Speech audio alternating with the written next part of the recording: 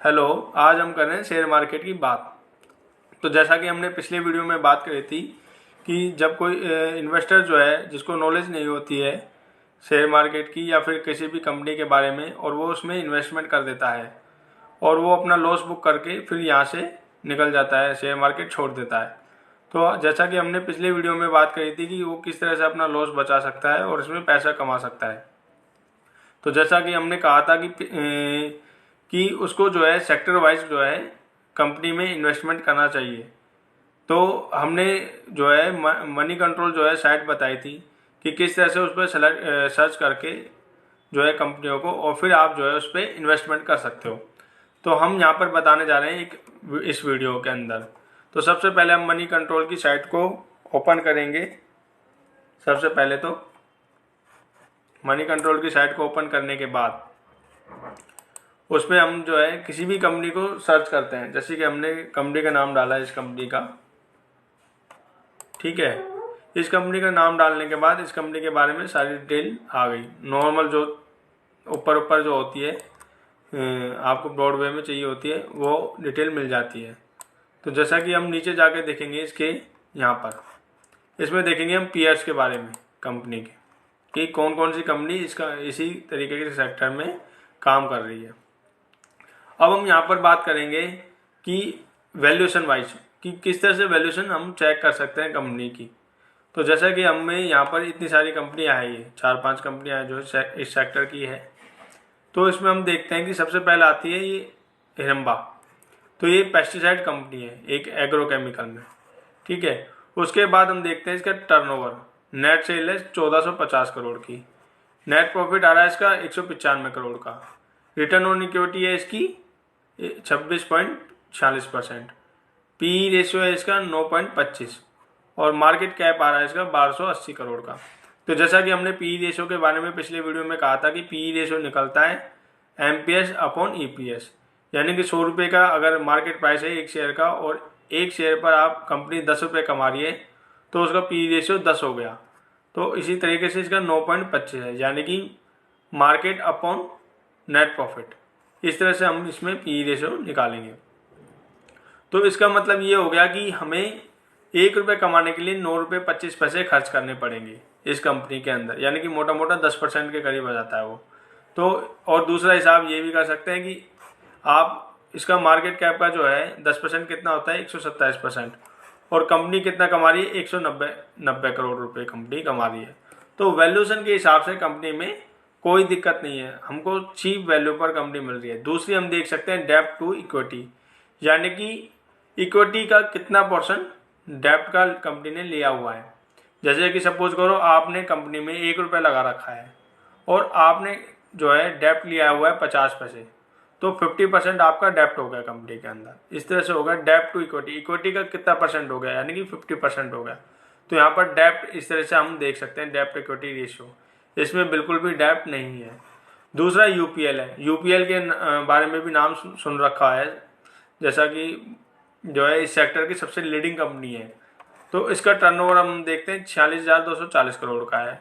Net profit 4,303 crore का। तो सबसे पहले हम देखते हैं नेट प्रॉफिट रेशियो जो सेल्स के अकॉर्डिंग निकलता है। तो ये कंपनी जो है सेल्स का 9% के करीब जो है कमा रही है, तो ठीक ठाक है, ठीक है। उसके बाद रिटर्न ऑन कैपिटल जो है इसकी वो आ रही है 16.72% का और इसका पी आ रहा है 12.64 और इसका मार्केट कैप आ रहा है 52,538 करोड़ का, ठीक है। इसका मतलब ये हो गया कि हम 1 रुपये कमाने के लिए 12.5 रुपये कंपनी को पे कर रहे हैं। तो और दूसरी चीज़ हम यहाँ से देखें तो यहाँ पर जो है इस कंपनी का जो नेट प्रॉफिट का जो रेशो बनता है मार्केट कैप से बना करके हम चेक करेंगे तो ये भी 8-9% के करीब आएगा, ठीक है। तो इसका भी मार्केट वैल्यूएशन ठीक है, ठीक है। दूसरी चीज़ आती है पीआई इंडस्ट्रीज, ये भी केमिकल में ही है। अब इसका जो है सेल्स आ रही है 5300 करोड़, नेट प्रॉफिट आ रहा है 840 करोड़ का। तो इसका जो नेट प्रॉफिट रेशियो है इन दोनों कंपनियों से अच्छा है, मतलब इस कंपनी से यूपीएल से अच्छा है, ठीक है। इसकी रिटर्न ऑन इक्विटी जो है वो 13.78 है, जो इससे भी कम है, ठीक है। और पी रेशो जो आ रहा है इसका वो 40.74 है, यानी कि आपको 1 रुपये कमाने के लिए 40 रुपये पे करने पड़ेंगे कंपनी को। यानी कि आप 41 रुपये तो दे के आएंगे और 1% मिलेगा। जैसे कि आप FD 10 लाख की कराते हो तो आपको कितना परसेंट मिलता है, 7% के हिसाब से 70,000 रुपये। इसका मतलब ये होगा 100 रुपये दोगे तो आपको 7 रुपये मिलेंगे। ठीक है, यहाँ पर क्या मिल रहा है, 40 रुपये दोगे तो ही 1 रुपये मिल रहा है मात्र, और यहाँ पर आप 12 रुपये दे रहे हो, 13 रुपये दे रहे हो तो 8-9 रुपये मिल रहे हैं, 1 रुपये मिल रहा है। यहाँ पर 10 रुपये दोगे तो 1 रुपये मिलेगा। तो इसका मतलब इसकी वैल्यूएशन जो है ज़्यादा महंगी है इसके हिसाब से। और आप नेट प्रॉफिट के हिसाब से देखो मार्केट कैप को, तो इसका 2% जो है मार्केट कैप का 2% कंपनी हम कमाएंगे अगर आज लगाते हैं। तो इस हिसाब से अगर हम आज इस कंपनी में पैसा लगाते हैं इस मार्केट वैल्यूएशन पर, तो हमको 2% के हिसाब से इसके प्रॉफिट मिलता है हमको, कि रिटर्न ऑन हमारी रिटर्न ऑन कैपिटल, यानी कि हम अगर इतने रुपए लगाते हैं तो हमको 2% कैपिटल पर जो हमने लगा रहे हैं, इन्वेस्ट कर रहे हैं, उसका 2% हम कमाएंगे कंपनी से। ठीक है, तो इस हिसाब से वैल्यूएशन जो है ये महंगी है। ठीक है, अब तीसरी चीज़ देखते हैं हम कि ग्रोथ, क्योंकि क्या होता है ये वैल्यूएशन जब भी मिलती है जब ग्रोथ अगर कंपनी अच्छी करती है। तो अगर मान लो ये यहीं पर इससे कम ग्रोथ कर रही हो या इससे कम ग्रोथ कर रही हो तो ऑटोमेटिकली जो है बड़े जो इन्वेस्टर होते हैं वो इसमें से निकल जाएंगे, तो ऑटोमेटिकली मार्केट कैप जो है इसका वो धीरे धीरे कम हो जाएगा। तो सबसे पहले अगर इसने ग्रोथ नहीं दिखाई, क्योंकि अगर ये ग्रोथ कंपनी ये जो है ग्रोथ कर रही है तभी ये जो है इसका इतना मार्केट कैप है, अगर ये ग्रोथ नहीं कर रही होती तो ये इसका मार्केट कैप इतना नहीं होता। तो हम जब ये देखने जाएंगे कि इसका जो है दूसरी चीज़ है कि अब हम देखते हैं ग्रोथ को, तो ग्रोथ देखेंगे जब इसका फाइनेंशियल स्टेटमेंट देखते हैं तो इसकी सेल्स आती है, ये रेवेन्यू है यानी कि सेल जो 741 करोड़ थी 5 साल पहले, यानी कि 1 2 3 4 5 2022 में इसकी 1450 करोड़ रुपए हो गई, यानी कि ऑलमोस्ट डबल हो गई। तो हम ये कह सकते हैं कि ग्रोथ इसकी अच्छी है। अगले 5 साल में हम ये सपोज कर सकते हैं कि इसकी जो सेल्स होगी वो 2900 करोड़ रुपये होगी। और NP जब हम देखते हैं तो कंसिस्टेंटली जो है 46 करोड़ से 190 करोड़ रुपए हो गया, यानी कि 3 गुना इसका नेट प्रॉफिट हो गया है।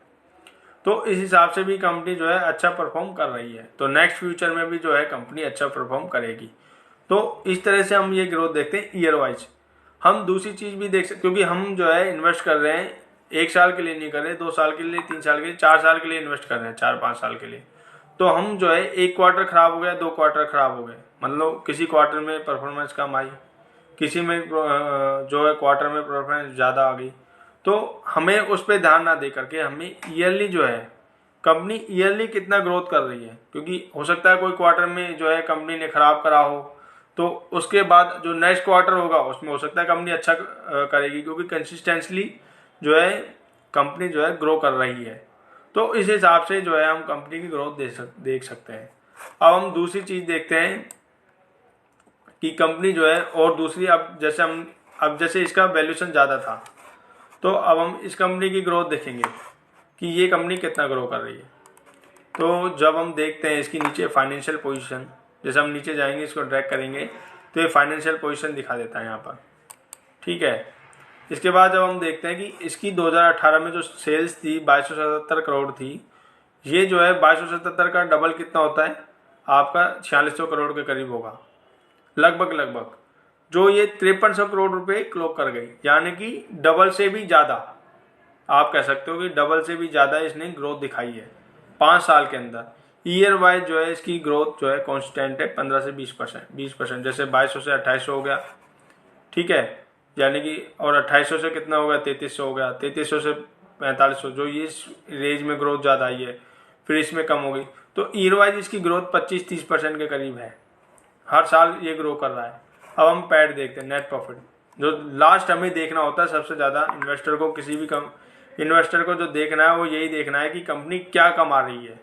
ये नहीं है कि कंपनी का रेवेन्यू ये तो बढ़ रहा है लेकिन कंपनी जो है प्रॉफिट जो है वो कमा नहीं रही है।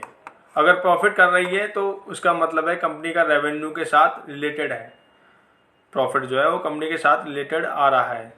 तो हम ये कह सकते हैं कि कंपनी का प्रॉफिट भी अगले 5 सालों में डबल हो गया। तो इस हिसाब से जो है इसके नेट प्रॉफिट में भी 25 से 30% की ग्रोथ आ रही है। बस इसका वैल्यूएशन जो है वो बहुत महंगा मिल रहा है हमें।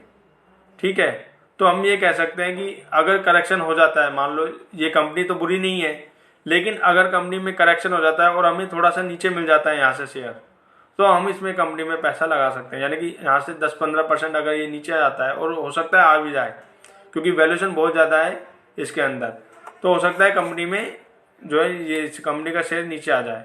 अब हम देखें शेयर होल्डिंग पैटर्न, जो बड़े लोग इसमें इन्वेस्टमेंट करते हैं। तो सबसे पहले प्रमोटर का हिस्सा जो है वो 46% है। दूसरा बड़ा इसमें जो इन्वेस्टर है वो कौन है, फॉरेनर इन्वेस्टर जो है वो बड़ा है। तो उसने देखिए पहले अपना जो स्टेक था वो कम करते करते करते करते फिर उसने वापस बढ़ाना स्टार्ट कर दिया। तो शेयर जो है इस बीच में गिर गया होगा यहाँ पर आकर के, और यहाँ पर फिर बढ़ा होगा। इसी तरीके से हमारी म्यूचुअल फंड है। तो देखिए इसने एकदम से स्टेक काट दिया और एकदम से बढ़ाया, फिर गिरा दिया इन्होंने स्टेक। तो इस तरह से कंपनी जो शेयर्स की जो है रन किया शेयर्स ने, और पब्लिक की होल्डिंग इसमें गिरती जा रही है। यानी कि पब्लिक की होल्डिंग गिरती जा रही है, इसका मतलब ये नहीं है कि प्रमोटर खरीद रहा है, इसका मतलब ये हो गया कि फॉरेनर इन्वेस्टर जो है या म्यूचुअल फंड जो है वो पब्लिक से खरीद रहा है। इसका मतलब आप ये समझो कि फॉरेनर या म्यूचुअल फंड जो है वो पब्लिक से खरीद रहा है, इसलिए इसका शेयर जो है वो महंगा है। अब आगे चल करके इसमें जो है अब प्रमोटर ने इतना हिस्सा ले रखा है फॉरेनर ने, अब अगर ये अपना स्टेक बढ़ाता है तो स्टेक बढ़ाएगा तो ये अपना स्टेक कम करेंगे, तभी ये शेयर जो है आगे तेजी से ग्रोथ करेगा, रन करेगा। अदरवाइज ये जो है करेक्शन करेगा नीचे की साइड में। तो ऐसा कह सकते हैं कि हम कि अगर कंपनी का शेयर 10-15% या 20% नीचे मिलता है तो हम इसमें इन्वेस्टमेंट कर सकते हैं। तो इसके बाद क्या है, वैल्यूएशन थोड़े से सस्ते हो जाएंगे। जो हम 2% देख रहे हैं वो 4% हो जाएगा।